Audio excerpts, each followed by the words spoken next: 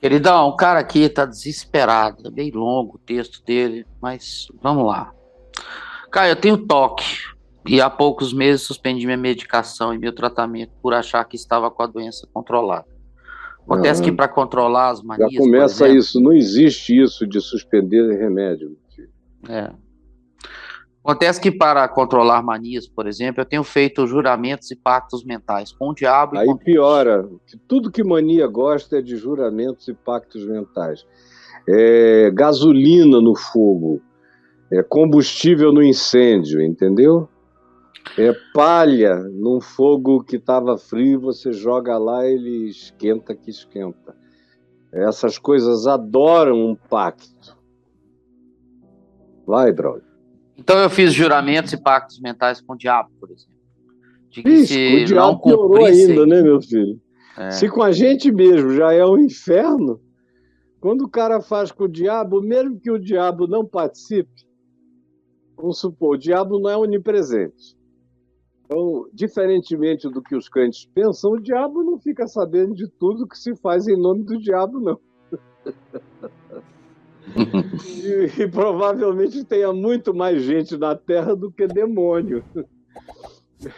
Então, esses caras não andam sabendo de tudo. A gente tem que invocar, tem que gritar, tem que ficar ruim regularmente. Aí diz, oba, não lembra o que Jesus disse? Que os espíritos imundos saem, andam procurando um outro lugar, até que um dia voltam pelo mesmo caminho e acham a casa varrida. Significando que a relatividade do conhecimento, do saber, da presença e da percepção dos espíritos malignos. Eles não são oniscientes, onipresentes, não estão sabendo de tudo, eles estão procurando. São criaturas procurando lugares. Fica um tempo, dois tempos, metade de um tempo, como diz o profeta Daniel. Aí, de repente, chega, passa e está vazio, vou pegar é mais gente. Abriu o buraco, não encheu de nada, aumentou o tecido puído da alma. Cabe é muito mais malignidade, vão e chamam. Mas não existe nenhuma onipresença no diabo. No entanto, mesmo que ele não tivesse ouvido, porque ele não é Deus, você ouviu que você falou com o diabo, então eu não preciso que o diabo saiba de nada. Basta que eu saiba que eu tratei com o diabo alguma coisa, como se fosse o diabo. Mesmo que o diabo não saiba, eu sei que eu falei com o diabo dentro de mim, e o diabo dentro de mim é suficiente para me fazer todo o mal, independentemente do diabo real ter sabido ou não ter sabido, porque o diabo real é uma criatura que não sabe tudo. E os demônios não ocupam todos os lugares, é por isso que Jesus disse que eles andam por aí procurando, até que acham outra vez e voltam. Mas a relatividade deles está mais do que estabelecida por Jesus. Aí você faz um pacto desse, com o diabo ou sem diabo, você fez com o diabo do teu pensamento, do teu coração, que já basta. Eu não precisaria de nenhum diabo real. O diabo imaginário em mim, se é alimentado do jeito que você deu de comer ao seu diabo imaginário, mesmo que não seja o diabo real, já é o bastante, cara. Um diabo produzido pela própria mente, num diálogo do ser humano com um diabo projetado e introjetado, já é o bastante. E aí? Me conta o caos agora. Ah, ele fala assim: então eu fiz juramentos e pactos mentais com o diabo, como por exemplo, de que se não cumprisse os mesmos, seria totalmente entregue ao diabo e todas as suas legiões para ser possuído. Quer Eu dizer, fiz. para ele parar de quê? Que ele fez um pacto com o diabo? Olha só. Não, as condições dos pactos, a Do condição toque. do pacto, né? Do toque, né? É, do toque. Então, para ficar livre de um toque, ele faz um pacto com o diabo. Isso. E aí, se o diabo não resolver o toque dele, qual é a vingança que ele vai praticar contra o diabo? A não ser vingança contra ele próprio.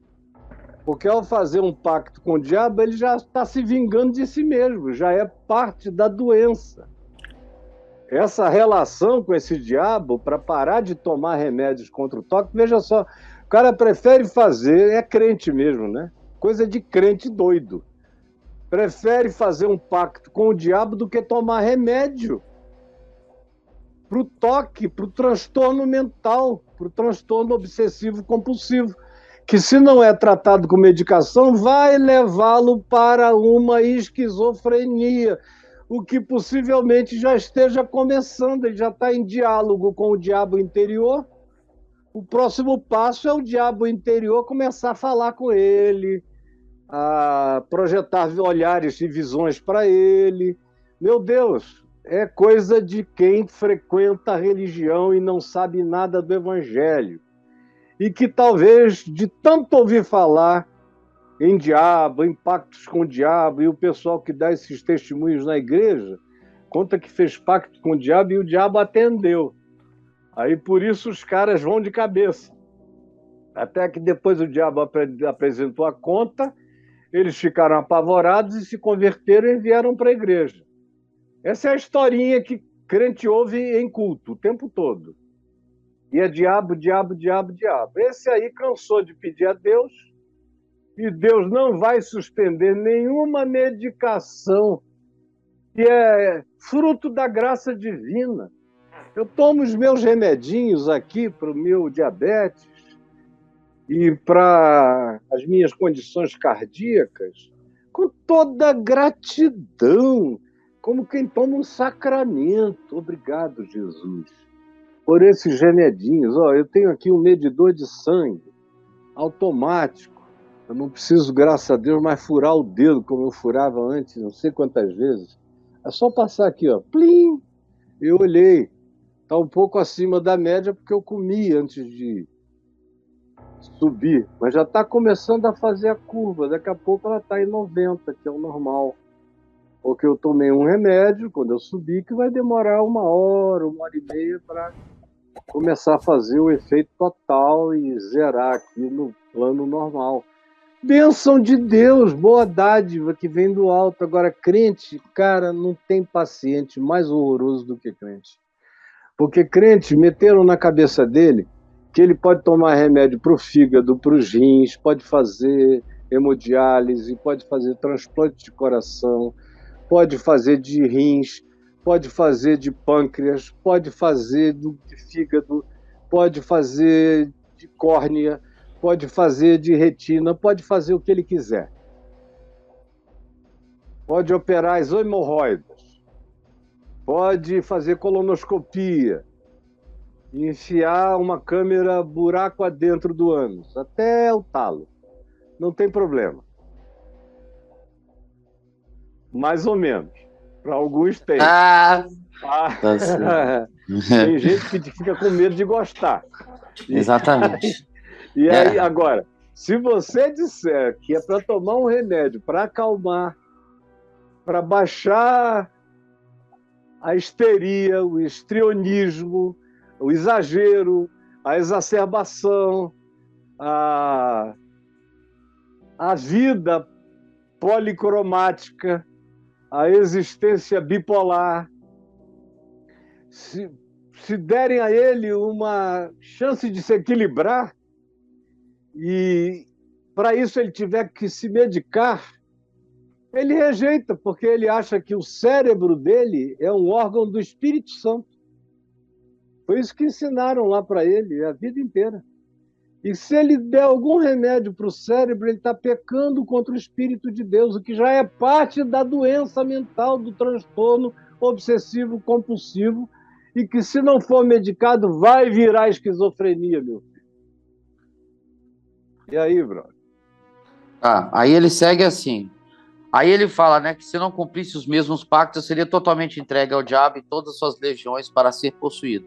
Aí, cara, eu fiz isso jurando pelo céu, pela terra, por Jerusalém, por Deus, pelo meu corpo, pelo meu espírito e por aí vai. É muita tolice. Né? Pois conforme os dias passam, o toque parece se agravar. E Claro, tem que fazer, né, juramentos cada vez mais pesados. Eu já Não, quebrei vários deles, alguns filho, de você tá propósitos. dodói, dodói, dodói, dodói, dodói. Dodói. Isso tudo que você está me relatando é parte da sua doença, do seu transtorno. E vai fazer pacto de minuto em minuto, entendeu?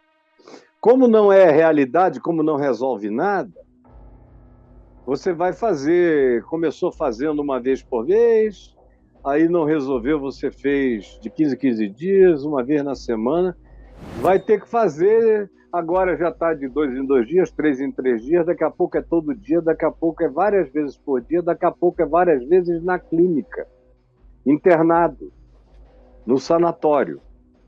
E se você não quiser ser amarrado em camisa de força e ser de fato medicado com o mais brabo sossega-leão, volta ao teu psiquiatra, volta a tomar medicação e procure ajuda terapêutica de alguém que converse com você, porque você já passou a linha da sanidade. Você já botou o pé do lado de lá, meu filho, já faz tempo. E está agora andando na carreira, está apressando o passo. Está querendo e não tem como não piorar. Você só vai piorar até chegar numa situação de não dialogabilidade.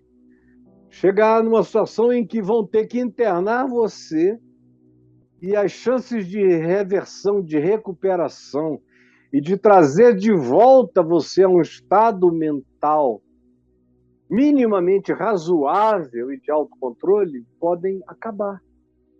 Se você deixar esse tempo passar, esse tempo que você está perdendo com esses pactos idiotas, só são a pavimentação do caminho de uma esquizofrenia sem volta. E que não tem nada necessariamente a ver com diabo nenhum, demônio nenhum, é a tua doença mental, e que provavelmente foi produzida no intestino de um conflito religioso e moral.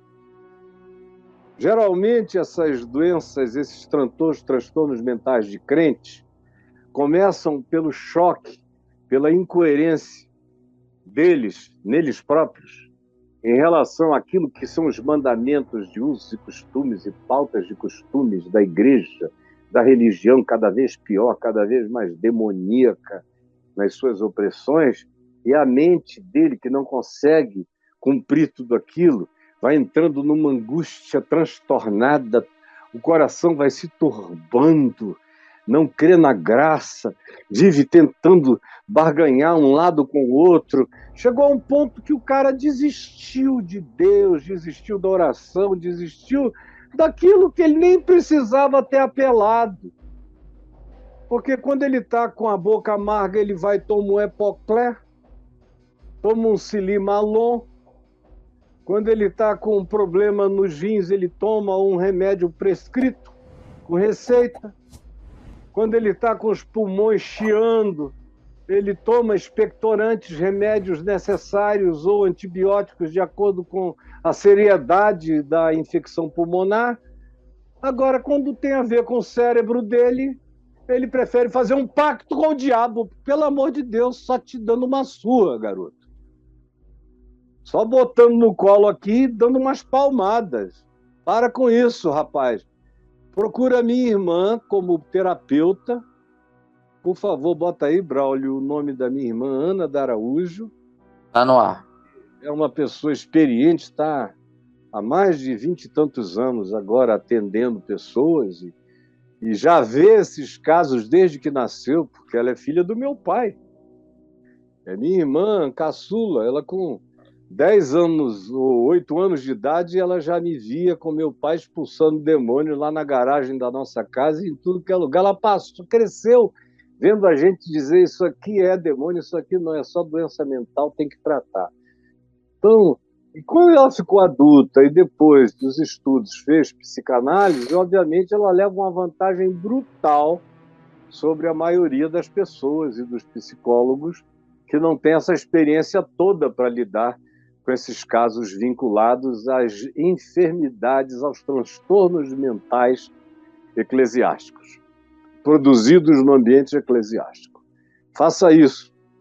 Minha irmã, estava aí o contato dela. Bota Braulio. Não seja tão apressado, meu querido Braulio. Está aí, anadaraújo.com.br. Vá lá e fale com ela e volte para o seu psiquiatra urgentemente. Vamos lá, Braulio.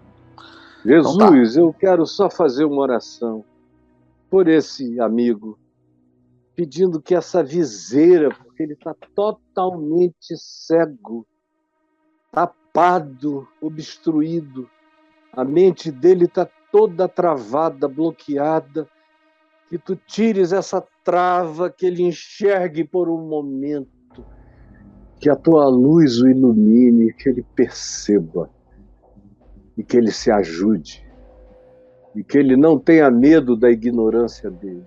Eu te digo, meu filho, não fica com medo da tua própria ignorância, porque se eu, que sou esse vermezinho aqui de Jacó, entendo a tua doença, o teu Pai Celeste te sabe completamente.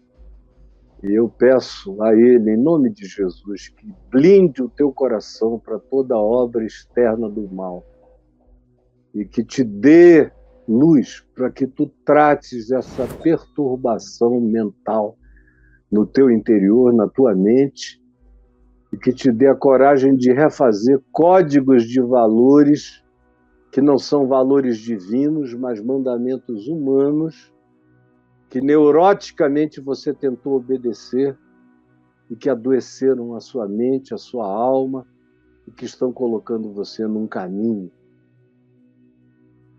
Faço isso em teu favor e peço que você ajude a responder essa oração. Volte a tomar os remédios e procure a minha irmã.